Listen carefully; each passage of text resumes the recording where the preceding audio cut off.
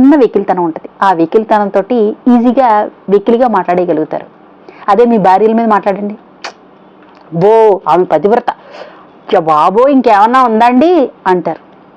అదే ఒక బయట వెళ్తున్న అమ్మాయి ఉందనుకోండి, ఈజీగా ఇలా రాడు విసిరినట్టు విసిరేస్తారండి మాటలు. ఆమె బాధపడుతుంది, ఆమెకే మనసు ఉంటుంది.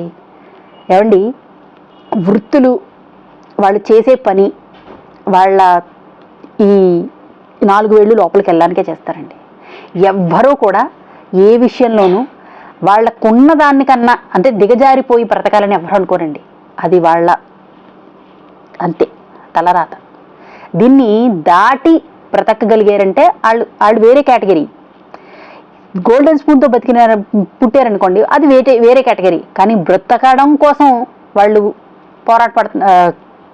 రన్ అవుతున్నారని పరిగెడుతున్నారనుకోండి, ఇది వేరే. కాబట్టి గమ్ముని ఇలా రాడి